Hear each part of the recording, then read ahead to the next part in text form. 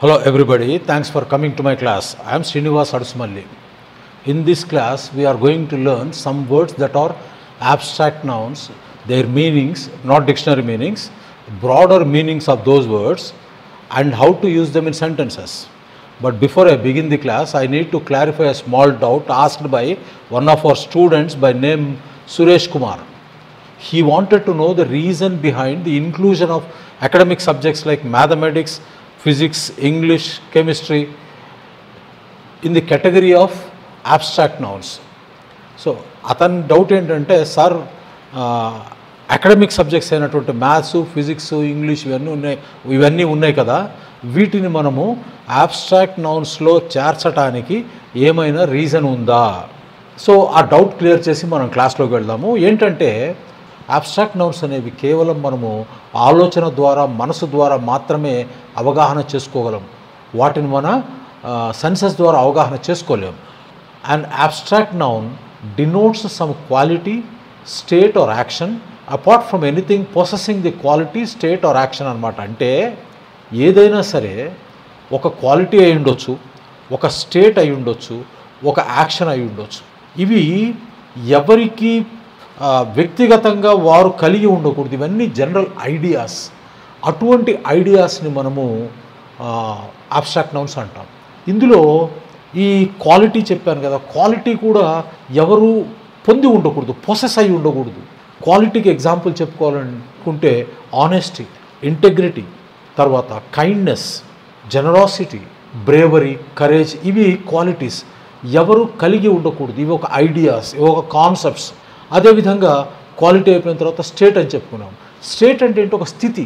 నేను ఆ స్థితిలో ఉండకూడదు, ఆ స్థితిలో ఉంటే అది అడ్జెక్టివ్ అవుతుంది. ఆ స్థితిని మనం ఇండిపెండెంట్గా చెప్పినప్పుడు అది abstract noun. Happiness, sadness, loneliness, health కూడా ఆరోగ్యం. ఆరోగ్యవంతుడు వేరు, ఆరోగ్యం అనేది ఒక కాన్సెప్ట్. సో ఆరోగ్యం, పీస్, హెల్త్, ఇవి స్టేట్ కిందకు వస్తాయి. అదేవిధంగా యాక్షన్ అని చెప్పాం. యాక్షన్లోకి వచ్చేటప్పటికి మూమెంటు, తర్వాత సెలబ్రేషను, ఇంటర్వెన్షను, ఇన్వెస్టిగేషను, ఇవన్నీ యాక్షన్సే. ఎవరు వీటిని కలిగి ఉండరు, ఎవరు ఈ పనులు చెయ్యరు. చేస్తే అది వెబ్ అవుతుంది. ఇన్వెస్టిగేషన్ అనేది అబ్స్ట్రాక్ట్ నౌన్. అంటే ఏంటి? ఇన్వెస్టిగేషన్ అంటే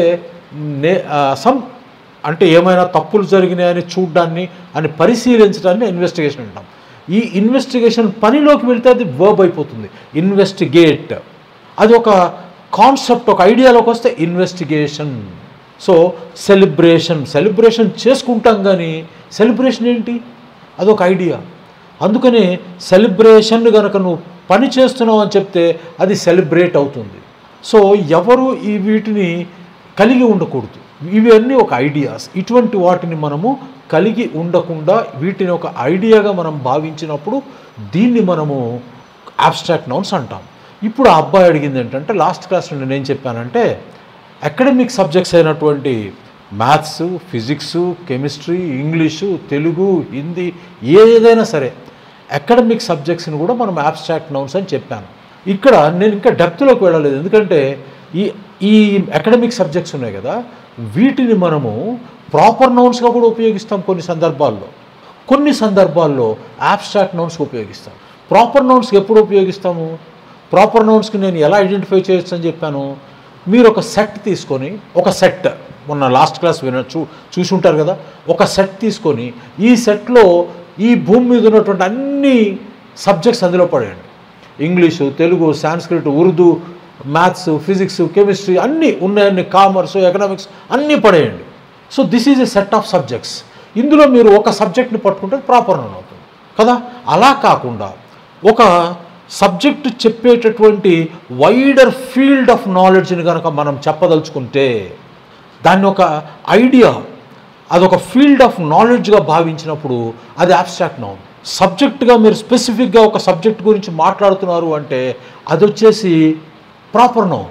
so proper nouns last time మీకు చెప్పాను. ప్రాపర్ నౌన్స్ ఎప్పుడు మీకు క్యాపిటల్ లెటర్తో బిగిన్ అవుతాయి.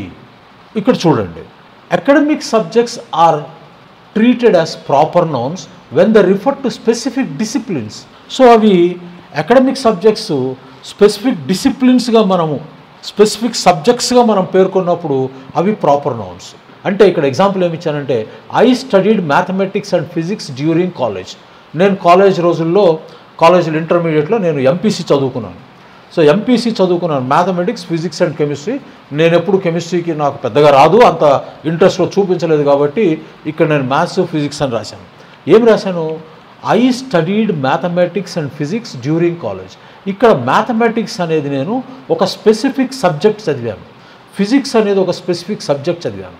కాబట్టి ఈ సందర్భంలో అవి రెండు ప్రాపర్ నౌన్స్ అవుతాయి. అందుకు అనుగుణంగా మ్యాథమెటిక్స్లో ఎమ్, ఫిజిక్స్లో పి అనేది మనం క్యాపిటలైజ్ చేసాం. ఓకే. రెండోది ఏంటి? Academic subjects are used as abstract nouns when they refer to concepts or field of knowledge. Academic subjects are used as abstract nouns when they refer to concepts or fields of knowledge. కాన్సెప్ట్స్గా ఒక field of నాలెడ్జ్గా కనుక వాటిని మనం treat చేసినప్పుడు అవి abstract nouns. వాటిని ఒక ఐడియాగా మనం treat చేసినప్పుడు అవి అబ్స్ట్రాక్ట్ నౌన్స్. ఇక్కడ ఒక ఎగ్జాంపుల్ ఇచ్చాను చూడండి.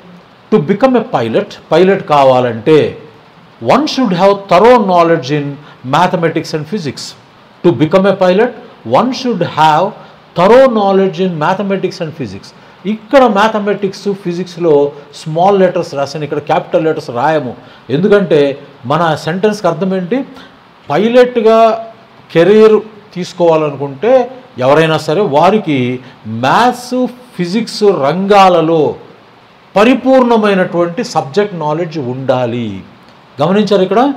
To become a pilot one should have thorough knowledge in mathematics and physics. ఈ సందర్భంలో మ్యాథమెటిక్స్ని, ఫిజిక్స్ని మనము ఎలా వాడుతున్నామంటే కాన్సెప్ట్ ఆర్ ఫీల్డ్ ఆఫ్ నాలెడ్జ్గా వాడుతున్నాం. సో మ్యాథమెటిక్స్ రంగంలో, ఈ ఫిజిక్స్ రంగంలో వాళ్ళకి పరిపూర్ణమైన అవగాహన ఉండాలి. అదనమాట కాన్సెప్ట్. సురేష్ కుమార్ గారు, అర్థమైందా మీ డౌట్? ఈ సబ్జెక్ట్స్ని మనం కొన్ని సందర్భాల్లో ప్రాపర్ నౌన్స్ కానీ, కొన్ని సందర్భాల్లో అబ్స్ట్రాక్ట్ నౌన్స్ కానీ ఉపయోగిస్తాం. సరే, మనం మన క్లాస్లోకి వెళ్దాం. ఆర్డినరీ కాన్వర్జేషన్లో మనము వాడటానికి అవకాశం ఉన్నటువంటి కొన్ని అబ్స్ట్రాక్ట్ నౌన్స్ని తీసుకొని వాటి అర్థాలు, వాటిని సెంటెన్సెస్లో ఎలా ఉపయోగిస్తామో మీకు ఎగ్జాంపుల్స్ చెప్తానని చెప్పాను. ఇవి మీకు ఎక్కడ మీరు కలెక్ట్ చేయలేరు. ఇన్ని కలెక్ట్ చేసినా మీకు వీటిని ఉపయోగించడం రాకపోవచ్చు. అందుకని వీటన్నిటిని కలెక్ట్ చేసి నేను ఒక్కొక్క అబ్స్ట్రాక్ట్ నౌన్కి 2-3 సెంటెన్సెస్ ఇచ్చాను. ఏమిటి అబ్స్ట్రాక్ట్ నౌన్స్? అబ్స్ట్రాక్ట్ నౌన్స్ ఇవన్నీ ఐడియాస్.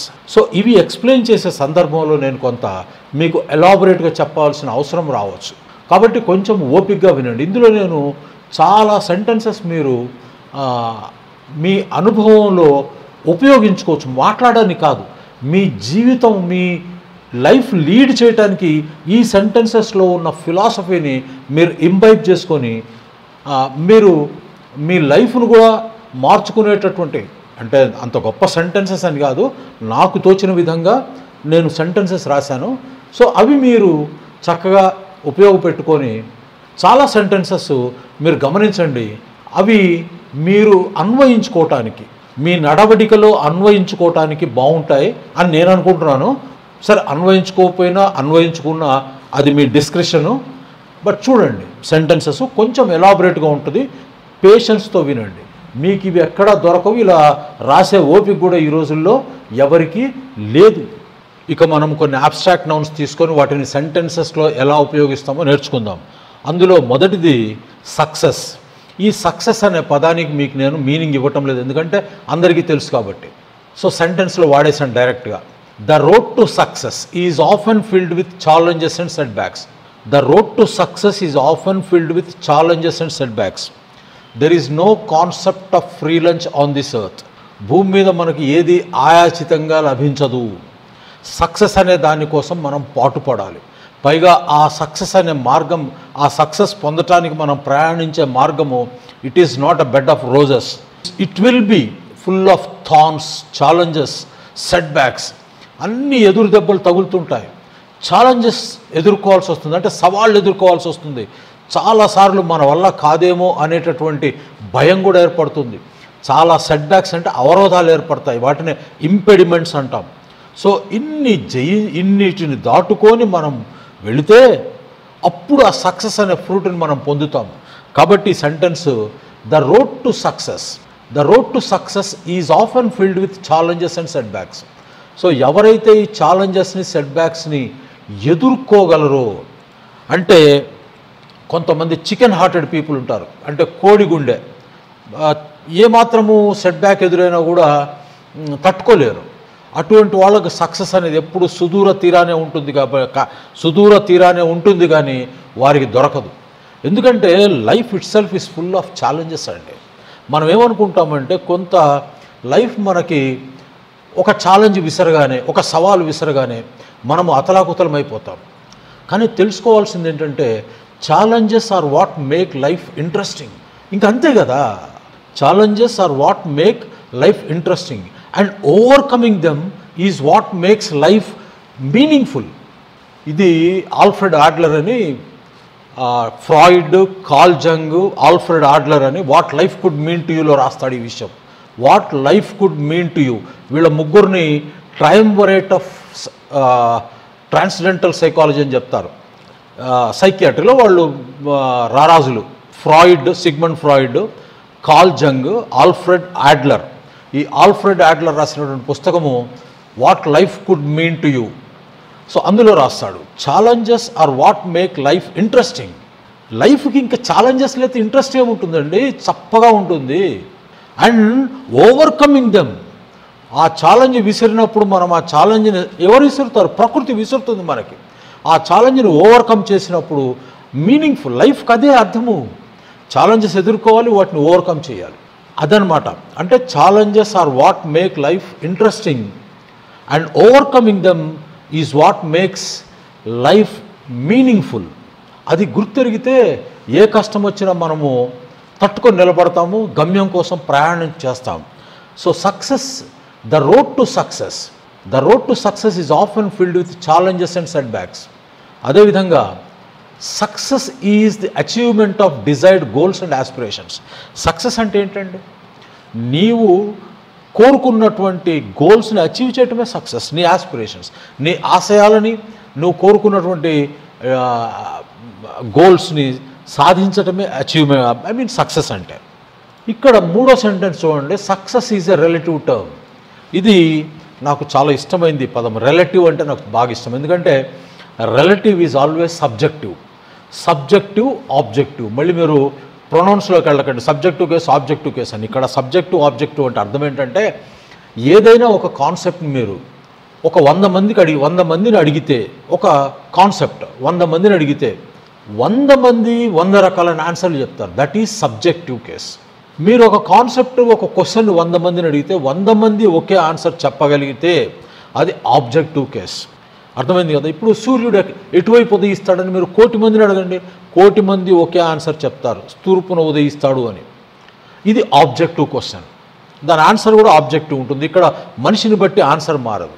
కానీ నీతి అంటే ఏంటని అడగండి, 1,00,000 మందిని అడిగితే 1,00,000 జవాబులు చెప్తారు, అంతే కదా? మనిషిని బట్టి నీతి అనే దానికి అర్థం మారిపోతుంది.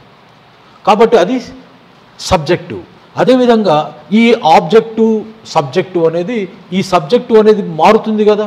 అందుకోసము ఈ సబ్జెక్టివ్ కేసుని మనము రిలేటివ్ టర్మ్ అంటాం. రిలేటివ్ అని ఎందుకు అంటున్నామంటే ఇది మనిషిని బట్టి దాని అర్థం మారుతుంది. కాబట్టి ఇక్కడ success is a relative term. So success అనేది మనిషికి మారుతుంది. కాబట్టి ఇక్కడ ఫర్ సమ్, కొంతమందికి ఎర్నింగ్ మనీ ఈజ్ సక్సెస్, కొంతమందికి డబ్బు సంపాదించడమే సక్సెస్. మరికొంతమందికి for people like Rajaraja building the Brihadeeswara temple is success. For people like Rajaraja అంటే చోళ ఎంపైర్, అంటే తమిళనాడు తంజావూరు ప్రాంతాన్ని పరిపాలించినటువంటి చోళుల్లో ద గ్రేటెస్ట్ రాజరాజ చోళ. ఇతను బృహదీశ్వర టెంపుల్ కట్టాడు. చోళ ఎంపైర్ అంటాం. ఎంపైర్ అంటేనేమో సామ్రాజ్యము, రాజ్యము అంటేమో కింగ్డమ్ అంటేనేమో మన భూభాగంలోనే పరిపాలిస్తే దాన్ని కింగ్డమ్ అంటాము. మన బౌండరీస్ దాటి పరిపాలిస్తే దాన్ని ఎంపైర్ అంటారు. వాడిని ఎంపరర్ అంటారు. మన భూభాగాన్ని పరిపాలించిన వాడిని కింగ్ అంటారు. వీడు రాజు, వాడు సామ్రాజ్యాధినేత, చక్రవర్తి, వాడు ఎంపరర్ని. ఎంపైర్ అంటే భారతదేశ భూభాగం బయట పరిపాలించిన వాళ్ళు. వీళ్ళు సింగపూరు, మలేషియా ప్రాంతాల్లో థాయిలాండ్లో కొంత ప్రాంతాలను కూడా వీళ్ళు పరిపాలించారు క్రీస్తు శకం 11వ శతాబ్దంలో. అంతే 11వ శతాబ్దంలో. అంత గొప్ప రాజరాజులు చోళుడికి building the Brihadeeswara temple is success. ప్రతి వ్యక్తి భారతదేశంలో 4 టెంపుల్స్ చూడాలి. అందులో మొదటిది ఔరంగాబాద్ దగ్గర ఉన్న, మహారాష్ట్రలో ఉన్న ఔరంగాబాద్ దగ్గర ఉన్నటువంటి కైలాసనాథ టెంపుల్. అది ప్రపంచంలో అంత ఇంజనీరింగ్ మార్వల్ ఇంకోటి లేదు. తర్వాత అంటే గుడులు పైకి కడతారు. అక్కడ ఏం చేశారంటే ఒక కొండ, భూమి లెవెల్లో ఉన్న కొండని భూమి లోపలికి తవ్వుకుంటూ వెళ్ళిపోయారు. That is a monolithic temple. Temple మొత్తము ఏకశిల. అత్యద్భుతమైనట్టు మీరు యూట్యూబ్లో అయినా చూడండి, చాలా వీడియోస్ ఉన్నాయి, వీలైతే వెళ్ళి చూడండి. చాలా గొప్ప టెంపుల్ అది. ఏం పూజలు పునస్కారాలు ఏముండవు, ఆర్కియలాజికల్ సైట్ అది, చాలా బాగుంటుంది. అదేవిధంగా చాలా గొప్ప టెంపుల్ అండి. ఇట్ ఈజ్ ఎట్లా ఎస్టిమేట్ చేశారంటే ఆ కొండని తొలిస్తే దరిదాపు 1,50,000 టన్నుల గ్రానైట్, వేస్ట్ గ్రానైట్ బయటకు వచ్చింది. 1,50,000 టన్నులు. అక్కడ కనీసం కిలో రాయి కూడా లేదు. మరి ఆ రాయి అంతా ఏం చేశారో తెలియదు. తొలుచుకుంటూ వెళ్ళారు. ఆ తొలుచుకుంటూ వెళ్ళినప్పుడు వచ్చిన వేస్ట్ మెటీరియల్ 1,50,000 టన్నులు. ఏం మిగల్లా. ఈజీ కనుక్కోవచ్చు, అదేం పెద్ద విషయం కాదు. ఎలా కనుక్కున్నారని మీరేమో, అది చాలా చిన్న ఇంజనీరింగ్ మ్యాథమెటికల్ ప్రాబ్లం. అది అంత ఎస్టిమేట్ చేశారు. అదంతా ఏమైపోయిందో తెలియదు, ఎక్కడికి మోసుకెళ్ళారో కూడా తెలియదు. అద్భుతమైన గుడి. అదేవిధంగా తంజావూరులో ఉన్నటువంటి బృహదీశ్వర టెంపుల్ ఇండియాలో అతిపెద్ద complex, largest temple complex Brihadeeswara temple. అదేవిధంగా మధురైలో ఉన్న మీనాక్షి టెంపుల్, తర్వాత రామేశ్వరంలో ఉన్నటువంటి రామనాథ స్వామి టెంపుల్, రామేశ్వరం టెంపుల్. ఇవి 4 జీవితంలో ఒకసారి చూడండి, చాలా చాలా బాగుంటాయి. సో రాజరాజ చోళుడికి సక్సెస్ ఏంటి? కోట కట్టడం సక్సెస్ కదా ఆయన దృష్టిలో. ఆయన దృష్టిలో ఈ మన కుహన చక్రవర్తులు ఉంటారు, ప్యాలెస్లు కట్టుకుంటుంటారు. ప్యాలెస్లు కాదు, కడితే బృహదీశ్వర టెంపుల్ కట్టాలి, అది ఆయన సక్సెస్, ఆయన దృష్టిలో సక్సెస్. కానీ సో ఇక నాలాంటి సాధారణమైన వ్యక్తికి, for an ordinary man like me, success is falling a sleep the moment I lie on the bed. నా దృష్టిలో సక్సెస్ ఏంటంటే మంచం మీద పడుకున్న ఉత్తర క్షణంలో, మరుక్షణంలో నిద్రపోవడం అనేది నా దృష్టిలో సక్సెస్. నా దృష్టిలో మేడలు మిద్దెలు అవి సక్సెస్ కాదు. నా దృష్టిలో ఇది మంచం మీద పడుకున్నటువంటి ఉత్తర క్షణం, మరుక్షణంలో నిద్రపోగలగాలి. నేను 7:30, 8:30 మధ్యలో నిద్రపోతాను. భార్య పిల్లలతో మాట్లాడుతూనే ఉంటాను, నిద్రపోతాను. మాట్లాడుతూ నిద్రపోతాను. అంత సక్సెస్, అంత అదృష్టం చాలా కొద్ది మందికి ఉంటుంది. నాకుంది, సర్వదిలేం లేరు. Success is defined differently by different. అంటే ఇక్కడ ఇచ్చినటువంటి దాన్ని బ్రాడర్ టర్మ్స్లో చెప్తున్నాను మీకు. Success is defined differently by different individuals, అంతే కదా. అందుకనే దాన్ని రిలేటివ్ టర్మ్ అన్నాం. For some success is financial, for others it may be a monumental achievement. ఇక్కడ ఈ పదం గుర్తుపెట్టుకోండి అమ్మా, మాన్యుమెంటల్ అచీవ్మెంట్. మాన్యుమెంటల్ అనేదేమో ఎక్కడుంది? ఇది ఈ అచీవ్మెంట్ అనేటటువంటి నౌన్కి ముందుంది కాబట్టి ఇది అడ్జెక్టివ్ అవుతుంది. కానీ ఇక్కడ మీరు గుర్తుపెట్టుకోవాల్సిన పదం ఏంటంటే మాన్యుమెంట్. మాన్యుమెంట్ అంటే పెద్ద బిల్డింగ్స్ని మనం మాన్యుమెంట్స్ అంటాం. అలా అని మీ ఊరిలో ఉన్న పెద్ద బిల్డింగు లేకపోతే ప్యాలెస్ని కాదు, చారిత్రక నేపథ్యం ఉన్నటువంటి పెద్ద జైగాంటిక్ బిల్డింగ్స్ని, స్ట్రక్చర్స్ని మనము మాన్యుమెంట్ అంటాం. రెడ్ ఫోర్ట్, ఢిల్లీలో ఉన్నటువంటి ఎర్రకోట, red fort, Agra fort, Qutub Minar, Golconda fort, ఇవన్నీ మాన్యుమెంట్స్, చారిత్రక నేపథ్యం ఉన్నాయి పెద్ద బిల్డింగ్స్. ఇక్కడ ఏమంటున్నాము? For some it may be a monumental achievement like building a temple. So monumental achievement, మీరు ఎవరైనా ఘనకార్యం సాధించారనుకోండి, అప్పుడు మనం ఇలా చెప్పవచ్చు మాన్యుమెంటల్ అచీవ్మెంట్. అతిపెద్ద ఘనకార్యం సాధించాడు అంటే అచీవ్మెంట్ అంటేనే ఘనకార్యం. దానికి ఇంకా విశేషణాన్ని జోడిస్తున్నాం, ఇంకా అడ్జెక్టివ్ తోటి, ఒక అడ్జెక్టివ్ తోటి దాన్ని ఇంకా మనం ఎట్లా మ్యాగ్నిఫై చేస్తున్నాం. So monumental achievement. And for me, ఇక నా విషయానికి వస్తే, and for me success is as simple as falling asleep easily. Success is as simple as falling asleep easily. Next, honesty is the foundation of a strong and trustworthy relationship. Honesty is the foundation of a strong and trustworthy relationship. So trustworthy relationship, trustworthy అంటే అత్యంత నమ్మదగినది, ట్రస్ట్వర్ది. తర్వాత strong, బలమైన.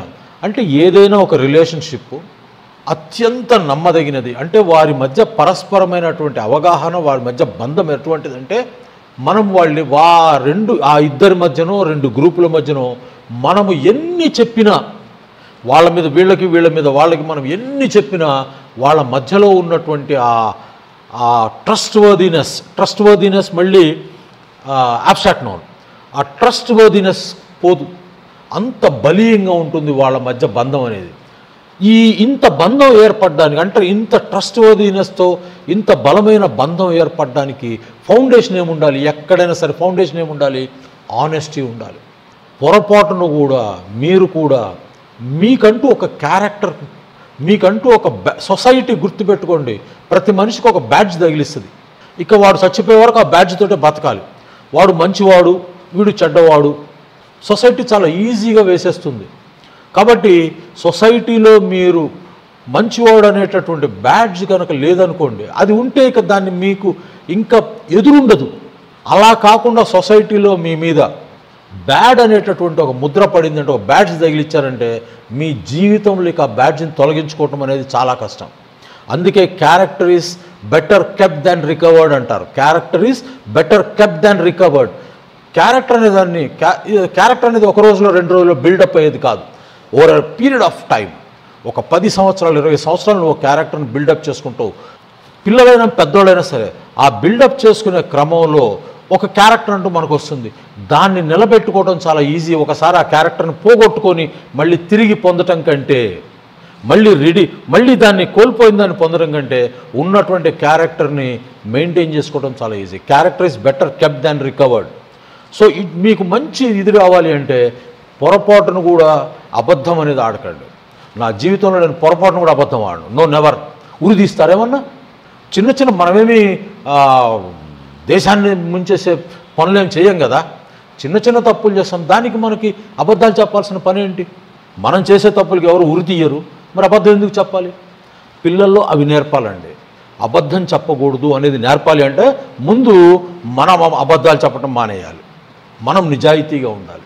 ఈ నిజాయితీ అనేది, honesty అనేది దేశాల మధ్య, మనుషుల మధ్య, భార్యాభర్తల మధ్య, తల్లిదండ్రులు పిల్లల మధ్య, ఏ ఇద్దరు మనుషులు కలయిక అంటే ఏ ఇద్దరి మధ్య ఇంటరాక్షన్ జరిగినా వారి మధ్య ఒక రిలేషన్షిప్ ఏర్పడుతుంది. ఆ రిలేషన్షిప్ అనేది గొప్పగా ఉండాలంటే ఆనెస్టీ అనేది అత్యంత ప్రముఖమైంది, ప్రాణప్రదంగా చూసుకోవాల్సినటువంటిది. అది ఉండాలి మనిషిలో. పిల్లలు బాగా పెరగాలి, బాగా వృద్ధిలోకి రావాలి, అభివృద్ధి చెందాలంటే తల్లిదండ్రులుగా మీరు పిల్లలతోటి పొరపాటును కూడా అబద్ధం చెప్పకండి. అబద్ధం మీరు చెప్తే అది పర్కులేట్ అయిపోతుంది, పిల్లల్లోకి పర్కులేట్ అయిపోతుంది అది.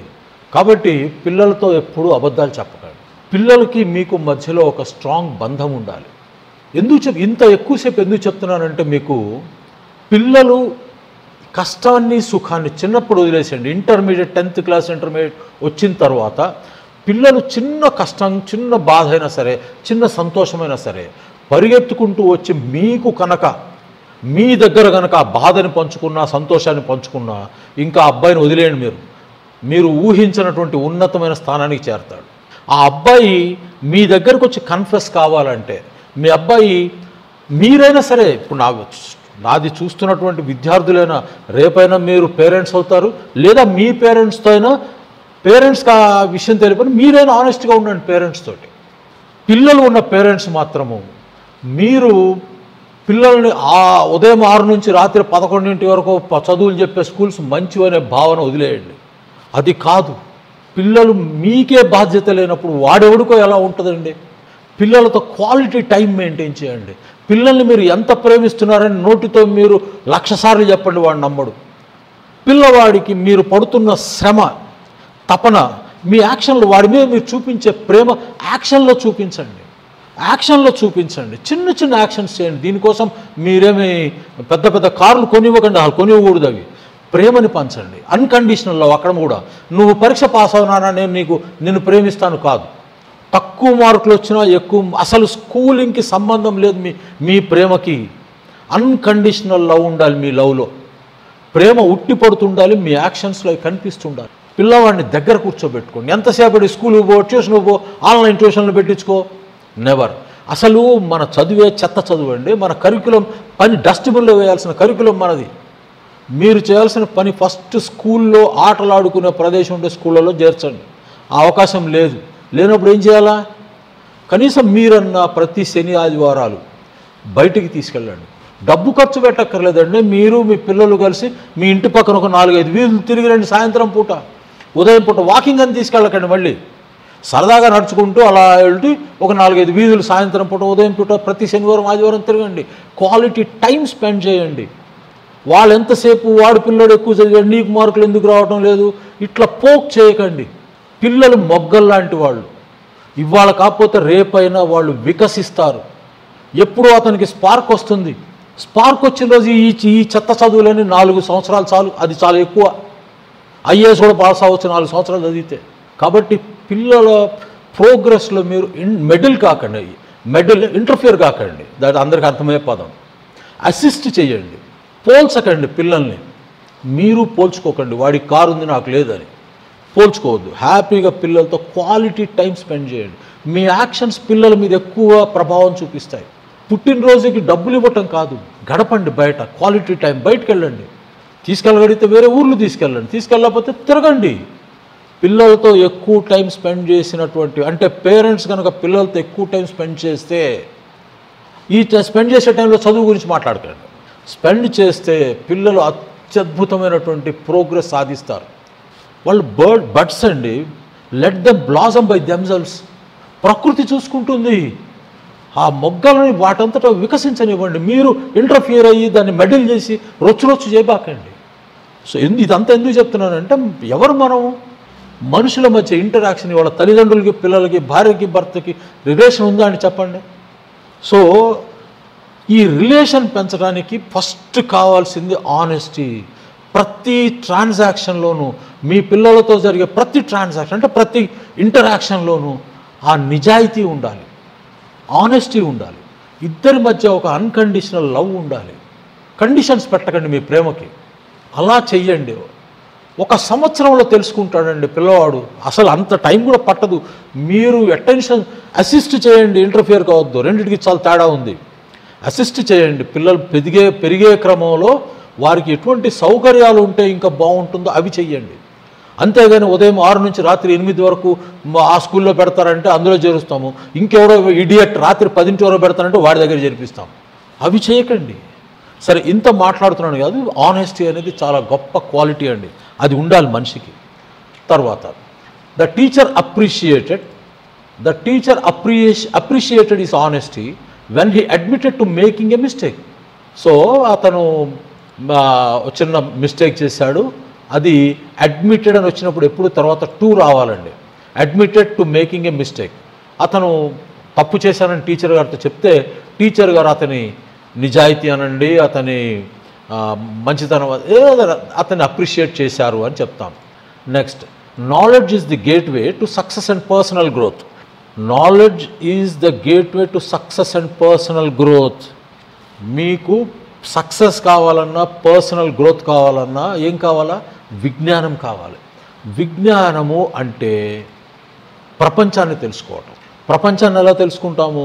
ఎందుకు చెప్తున్నానంటే, పర్సనల్ గ్రోత్ కావాలి, సక్సెస్ కావాలి అంటే ప్రవాహం ఒకవైపు వెళ్తుందండి. ప్రవాహానికి ఎదురిదితే మనకి సక్సెస్ వస్తుందా? రాదు కదా. సో ప్రపంచ గతి ఏ విధంగా ఉంది, ప్రపంచం ఎటువైపు ప్రవహిస్తుంది, ఆ ప్రవాహాన్ని తెలుసుకొని మనము ఆ ప్రవాహానికి మనల్ని మనం అలైన్ చేసుకుంటే, ఆ ప్రవాహానికి మనల్ని మనం అడాప్ట్ చేసుకుంటే, దానికి అనుగుణంగా మనం ఆ ప్రవాహంలో దూకితే సక్సెస్ అదే తీసుకెళ్తుంది. సక్సెస్ వైపు ఈ ప్రవాహమే తీసుకెళ్తుంది.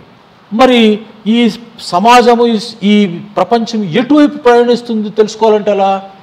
నాలెడ్జ్. ఎలా వస్తుంది నాలెడ్జ్? చదువుకోవడం. చదవటం అంటే మళ్ళీ మీరు 10th క్లాస్, ఇంటర్మీడియట్, ఇంజనీరింగ్ కాదండి.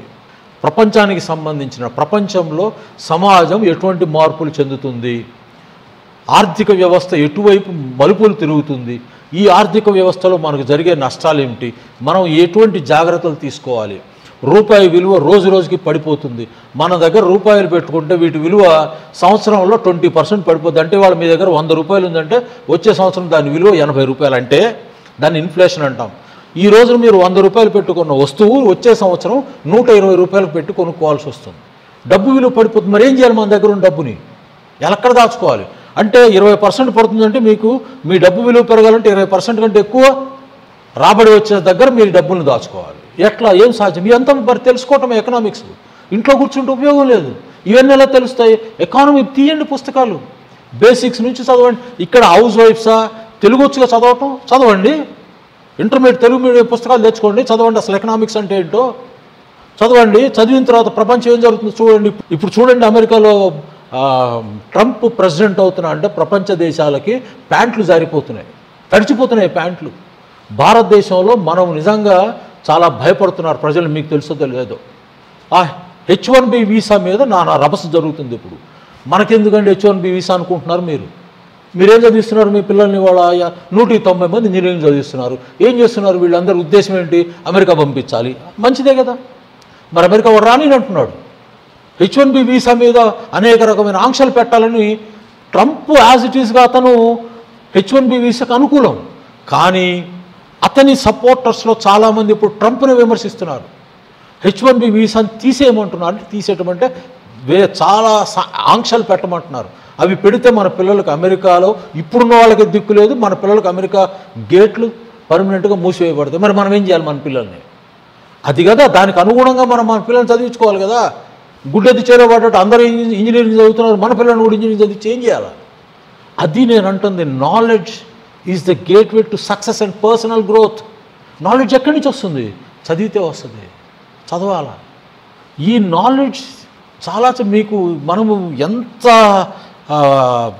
ఏమంటాం బావిలో కప్పలా బతుకుతున్నాం. మీరు కాదు, సమాజం మొత్తం అలానే ఉన్నాం ఇవాళ. నెక్స్ట్ ఏంటి? The pursuit of knowledge should be a life long Endeavour. The pursuit of knowledge should be a life long Endeavour. Okay, తెలుసుకున్నాం ఇవాళ H1B వీసాలు గొడవ. అదే ఇప్పుడు సెంటెన్స్ ఏంటి? The pursuit of knowledge should be a life long Endeavour. So ఈ knowledge అంటే విజ్ఞాన సముపార్జన. ఈ విజ్ఞాన సముపార్జన అనేది మనము చచ్చిపోయే వరకు చెయ్యాలి. చచ్చిపోయే వరకు మనము ఏదో పని చేస్తాం కదా. సో చనిపోయే వరకు ఈ విజ్ఞాన సముపార్జన అనేది జరగాలి. ఇక్కడ చిన్న డిఫరెన్స్ ఉంది. విజ్ఞానము వేరు, జ్ఞానము వేరు. విజ్ఞానమేమో నాలెడ్జ్, జ్ఞానమేమో విజ్డమ్. నాలెడ్జ్ ఏమో ప్రపంచాన్ని తెలుసుకోవటము, విజ్డమ్ ఏమో అంటే జ్ఞానమేమో నిన్ను నీవు తెలుసుకోవటం, నన్ను నేను తెలుసుకోవటం, నిన్ను నీవు తెలుసుకోవటం. That is wisdom. విజ్డమ్ కూడా బాబు అబ్స్ట్రాక్ట్ నౌనే. అర్థమైంది? విజ్డమ్ కూడా అబ్స్ట్రాక్ట్ నౌనే, నాలెడ్జ్ కూడా అబ్స్ట్రాక్ట్ నౌనే. సింపుల్. నాలెడ్జ్ని చూడగలవా నువ్వు? లేదు కదా. విజ్డమ్, జ్ఞానము చూడలేము. కాబట్టి విజ్డము, నాలెడ్జ్ కూడా అబ్స్ట్రాక్ట్ నౌన్సే. సో ఇక్కడ విజ్డమ్ అంటే ఏంటి? నన్ను నేను తెలుసుకోవటం.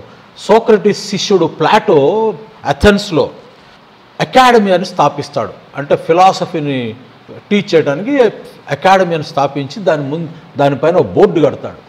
No thyself, know thyself, THYSELF. Thyself అంటే యువర్ సెల్ఫ్ని ఇప్పుడు మనం యువర్ సెల్ఫ్ అంటాము. ఆ కాలంలో దైసెల్ఫ్ అనేవాళ్ళు.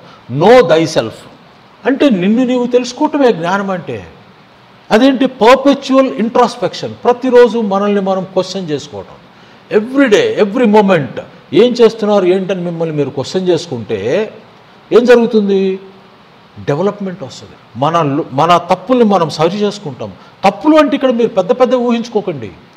ఇవాళ మనం 10 పేజీలు చదువుదామని అనుకున్నాం, 5 పేజీలే చదివాం. అరే ఎందుకు చదవలేదు? ఇలా ఇంట్రాస్పెక్షన్ చేసుకుంటూ మనల్ని మనం తెలుసుకోవడానికి ప్రయత్నం చేయటమే విజ్డమ్, జ్ఞానం అంటే. శంకరాచార్యులు వారు చెప్పినదే, బుద్ధుడు చెప్పినదే. జ్ఞానము, విజ్ఞానము రెండూ కావాలండి మనిషికి. అర్థమైంది కదా? రెండూ కావాలి. So the pursuit of knowledge should be a life long endeavour. తర్వాత ఏంటి?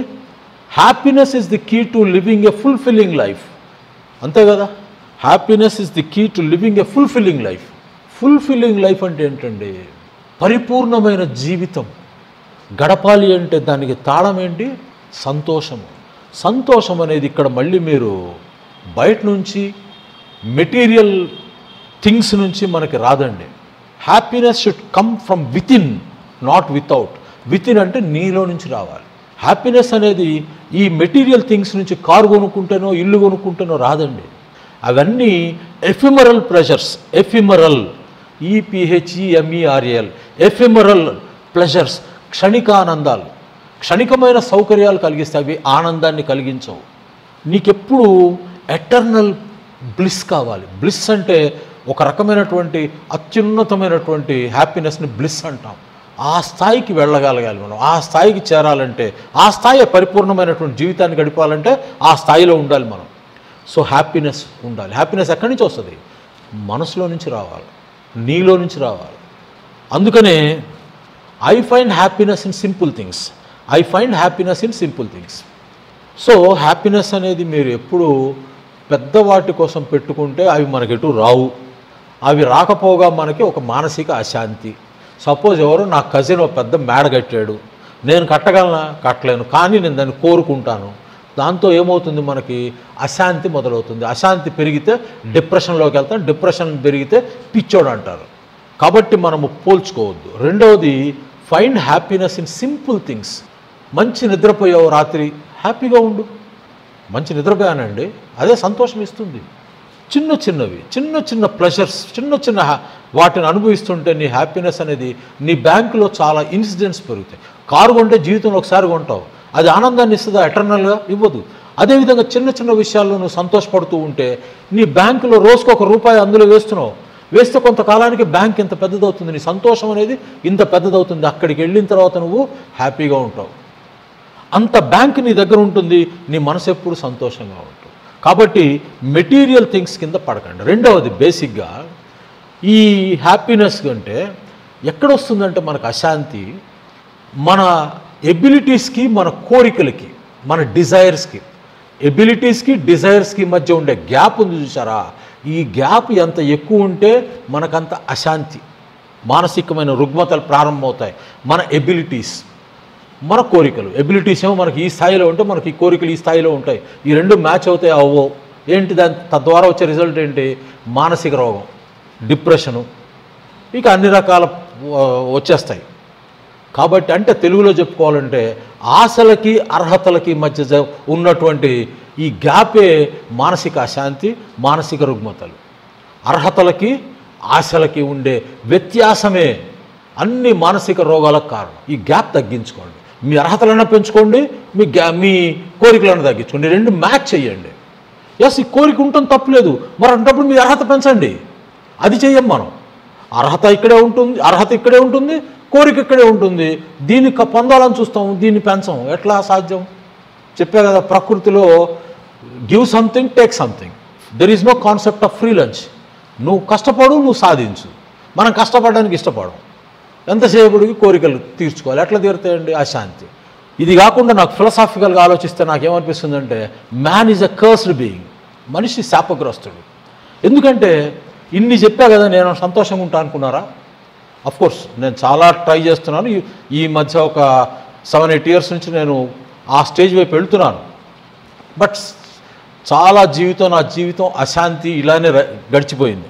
సంతోషంగా ఉండం మనం. ఎందుకంటే మనిషి కర్స్డ్ అండ్ బీయింగ్ అని ఎందుకంటానంటే, నేను గార్డెన్ ఆఫ్ ఈడెన్లో ఆ యాడమ్ ఈవ్ని వదిలేసి నువ్వు అన్ని సౌకర్యాలు అన్నీ తినున్నాయన, అది మాత్రం తినబాకంటే వాడు దాన్నే తిన్నాట, ఆ యాపిల్నే తిన్నాట. తినగానే భగవంతుడు వీళ్ళని ఆ ప్యారడైజ్ నుంచి, ఆ గార్డెన్ ఆఫ్ ఈడెన్ నుంచి బయటికి తరిమేశాడు శపించి. అన్ని రుగ్మతలు అక్కడ శపించబడ్డామని నేను అనుకుంటాను అప్పుడప్పుడు. ఎందుకంటే మీరు గమనించండి, మనం ఒక 10 నిమిషాలు ఏదైనా సంతోషంగా ఉంటే వెంటనే పురుగు తొలుస్తుంది మనలో. ఏంటి సంతోషంగా ఉన్నాను, ఉండటానికి వీల్లేదే? ఎందుకంటే మనము పుట్టినప్పటి నుంచి మనము ఏమంటామంటే, సంతోషానికి ఆపోజిట్ అంటే ఆ బాధ కాదు, అది అన్హ్యాపీనెస్. ఒక రకమైనటువంటి దాంట్లో ఉంటాము, ఒక ట్రాన్స్లో. అందులో మనము సంతోషంగా ఉండటానికి ఇష్టపడని స్టేజ్కి వచ్చేసాం ఈ రోజున. కొంచెం సంతోషంగా ఉండగానే మన పురుగు తొలుస్తుంది. ఏంటి సంతోషంగా ఉన్నావు, ఉండటానికి వీల్లేదే అనుకోగానే మళ్ళీ మనం ఆ డిప్రెసివ్ స్టేట్కి వెళ్ళిపోతాం. వెళ్ళిపోవటమే కాకుండా ఒకవేళ ఇంకా బాగా సంతోషంగా ఉండేటటువంటి ఎన్వైర్న్మెంట్ ఉందనుకోండి, కానీ మనం అక్కడ ఆ ఉన్నటువంటి గార్డెన్ ఆఫ్ ఈడెన్లో ఉండటానికి ఇష్టపడం. ఏం చేస్తాం తెలుసా? గిచ్చుకొని అబ్బా బాగుంది అనుకుంటాం. అంటే మనం ఏ విధంగా తయారయ్యామంటే, పెయిన్ ఈజ్ ప్రెషర్ అనుకుంటాం. మనల్ని మనమే హింసించుకుంటాం. సంతోషంగా ఉండడానికి ఇష్టపడం మనం. ఏమి లేకపోతే గీక్కుంటాం. గీక్కొని దురద పుడుతుందని, దురద పుట్టడానికి గీక్కుంటాం, దురద పుడుతుందని గీక్కుంటాం. అంత రచ్చడ్ పీపుల్ మనిషి అనేవాడు. అందుకని అప్పుడప్పుడు అనుకుంటా ఇంత శపించి పుట్టించాలా మమ్మల్ని అని. కానీ వీటిని జయించాలి. వీటిని జయించినప్పుడే మనము ఆ హ్యాపీనెస్ అనే స్టేట్లో, హ్యాపీనెస్ అనేది అందరికీ అందుబాటులో ఉండదు అని అనుకుంటాం. మనం అందరికీ అందుబాటులో ఉంటుందని తెలుసుకున్న రోజున మనం కూడా సంతోషంగా ఉంటాం. మన ఫిలాసఫర్స్ కూడా అంత పెసిమిజం నేర్పారండి మనకి. బుద్ధుడు ఏం చెప్పాడు? కోరికలు ఉంటే ఫైట్ చేయరా అని చెప్పలా మనకి. బుద్ధుడు ఏం చెప్పాడు? కోరికలు చంపుకో అన్నాడు, అంటే విత్డ్రా అయిపో అన్నాడు, ఫైట్ చేయమల్లా. అదేవిధంగా గాంధీ గారు ఏమన్నాడు? ఓ చంప కొడితే ఇంకో చంపిమ్మన్నాడు. అంతేగాని నువ్వు తప్పు చేసావా, తప్పు చెబితే వాడిని తన్ను అన్నాడా? అనలా. నిన్ను క్వశ్చన్ చేసుకోవాడు. నీ చంప మీద కొట్టాడు, క్వశ్చన్ చేసుకుని నేను తప్పు చేశానా, ఓకే సారీ అండి, తప్పు చేయలేదు, ఎందుకు కొట్టేవాడు, తిరిగి కొట్టాలి కదా. గాంధీ గారే చెప్పలా. సో ఫైటింగ్ స్పిరిట్ మనకు ఎవరు నేర్పలా? మన జాగ్రఫీ కూడా నేర్పలా. అది ఇంకో దరిద్రం. మన దేశం ఎటువంటి పొజిషన్లో ఉందంటే, మనకి జీవితంలో ఒలింపిక్ గేమ్స్ ఉన్నంత వరకు మనకు ఒలింపిక్స్లో మెడల్ రాదు. ఎందుకంటే మన జాగ్రఫీ కూడా స్ట్రెన్యూస్ ఎఫర్ట్ పెట్టడాన్ని ఒప్పుకోదు. మన భారతదేశము భౌగోళికంగా ఏ ప్రదేశంలో ఉందంటే నీవు శారీరక శ్రమ చేస్తానంటే ఒప్పుకోదు, చెయ్యలేం మనం. మరి ఒలింపిక్స్ మెడల్ సెట్ వస్తాయి, మనకి రావు. మన జాగ్రఫీ ఎంతసేపుడికి పేకాట అంటే మీరు చెప్పి అందరూ ఆడే పిచ్చ పేకాట కాదు, బ్రిడ్జ్ టోర్నమెంట్స్ అంటారు, ప్రపంచవ్యాప్తంగా జరుగుతాయి అవి. పేకాట, తర్వాత చెస్సు, క్యారమ్స్, కూర్చొని ఆడమంటే ప్రపంచ విశ్వవిఖ్యాతలం, మనం ప్రపంచ విజేతలం. మనం చెస్ చూస్తున్నారుగా, ఏదైనా సరే బ్రెయిన్కి పని చెప్పు కూర్చొని ఆడు. అందుకే మన ఊళ్ళో కూడా తెగ పేకాటతారు. గ్యాంబ్లింగ్ అది చేయకూడదు. బ్రిడ్జ్ గేమ్ అనేది ప్యాకెట్లో అంటే కార్డ్స్ పెట్టి ఆడతారు. దానికి హయ్యెస్ట్ లెవెల్ ఆఫ్ ఇంటెలిజెన్స్ కావాలట, నాకు తెలియదు, నేను ఎప్పుడు ఆడలేదు. ఆడేవాళ్ళు పెద్దవాళ్ళు చెప్పారు. సో కూర్చొని ఆడే ఆటలు ఆడమంటే మనం కింగులో. మన జాగ్రఫీ పర్మిట్ చేయదు, దానికి మనం ఏం చేయలేము అనుకోండి. Geography won't permit us to make strenuous efforts, ఒప్పుకోదు మన జాగ్రఫీ. సో దాన్ని పక్కన పడేయండి. కాబట్టి ఎవరైనా మీకు భారతదేశాన్ని ఒలింపిక్స్లో నిలబెడతా అంటే నవ్వుకోండి చూసి. ఎప్పుడైనా జాగ్రఫీ క్లాస్ వస్తే, ఎప్పుడైనా అవకాశం వస్తే ఎక్స్ప్లెయిన్ చేస్తారు. మనం ఎందుకు ఫైటింగ్ స్పిరిట్ మనలో చచ్చిపోయిందో. మనమంతా ఫ్యాటలిజం, కర్మ సిద్ధాంతం. మన అబ్బాయి ఫెయిల్ అయ్యాడు అనుకోండి, బాగా చదువుతాడండి, ఏమో ఎప్పుడు చేసుకున్న పాపమో, ఎప్పుడు చేసుకున్న కర్మ అంటారు తల్లిదండ్రులు. అంతేగాని వీడు చదవలేదు గాలేడు అంటారు. అంత కర్మ మీద వదిలేస్తాం మనం. ఫైట్ చెయ్యండి. ఈ షాకిల్స్లో నుంచి బయటికి రండి, ఫైట్ చేయండి. సరే, చాలా ఎందుకు చెప్తున్నానంటే హ్యాపీనెస్ అనేది మనిషికి చాలా వరం అండి. అది అలా ఉండాలి మనం. అంతేకాకుండా మన ఫిలాసఫర్సు, ఏది బుద్ధుడు, గాంధీ, మన జాగ్రఫీ, ఇవే కాకుండా మన కవులు కూడా వేరేశారండి. దేవదాస్ సినిమాలో సముద్రాల గారు పాట రాస్తాడు, బాధే సౌఖ్యమనే భావన రానివోయ్. తర్వాత ఏదో ఉంది, భలే బ్యూటిఫుల్గా ఉంటుంది. పెసిమిస్టిక్స్ ఫిలాసఫీ, బాధే సౌఖ్యమనే భావన రానివోయ్. అంటే బాధలో ఉండటం అనేదే సౌఖ్యం అనే భావన రానివి. అంటే ఏం చేస్తాడు మనిషి? పెసిమిజం. అందుకే భారతదేశంలో మనందరికీ చాలా పెసిమిస్టిక్గా ఉంటాం మనం, మీరు, నేను, అందరు. ఎందుకంటే we are product of our geography. We are being taught like this since time immemorial. ఏం చేస్తాము? కాలం పుట్టినప్పటి నుంచి మనకి ఇవే నేర్పుతున్నారు, పెసిమిజం నేర్పుతున్నారు. మన జాగ్రఫీ కూడా మనకి పెసిమిజం నేర్పుతుంది. మనకు ఫైటింగ్ స్పిరిట్ ఎట్లా వస్తుంది? రాదు. కానీ అననుకూలమైన పరిస్థితుల నుంచి మనం బయటికి రావడం మనిషి గొప్పతనం. సో హ్యాపీనెస్ అనేది అందరికీ అందుబాటులో ఉంటుంది అని నమ్మండి. చిన్న చిన్న విషయాల్లో సంతోషం పొందండి. Material benefits, material gains, material things వరకు వైపు వెళ్ళకండి. భౌతికమైన విషయాలు ఎప్పుడు మీకు ఆనందాన్ని ఇవ్వవు. సౌకర్యాలు కలగజేసినందువల్ల మీ శరీరం సెన్సెస్ తృప్తి పడతాయి, కానీ మనసు తృప్తి పడదు. మనసు తృప్తి పడాలంటే మీ మనసులో నుంచి రావాలి. అటువైపు ప్రయాణం చేయండి. చాలా ఎక్కువసేపు క్లాస్ చెప్పాను, ఇలానే ఉంటాయి.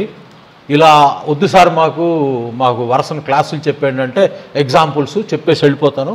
ఇలా బాగుంది సార్ ఇలా చెప్పండి అంటే ఇలా చెప్తాను. ఎందుకంటే అల్టిమేట్గా క్లాసులు విని బెనిఫిట్ పొందవలసిన వ్యక్తులు మీరు. సో మీరు ఇలా చెప్పమంటే చెప్తాను, ఇలా వద్దు సార్ మాకు మామూలుగా అందరిలాగా చెప్పండి అంటే వర్డు, ఎగ్జాంపుల్, సెంటెన్స్ చెప్పేసి ముగిస్తాను. ఈ క్లాస్ ఎలా ఉందో రాయండి. ఇలా చెప్పమంటే ఇంతవరకు అబ్స్ట్రాక్ట్ నౌన్స్ వరకు ఇలా చెప్తాను. ఎందుకంటే ప్రతిదీ కాన్సెప్ట్, ఇవి చూపించేవి కాదు కదా. వాటి గురించి కొంచెం ఇన్డెప్త్గా అనలైజ్ చేస్తే బాగుంటుందనిపించి ఇలా చేశాను.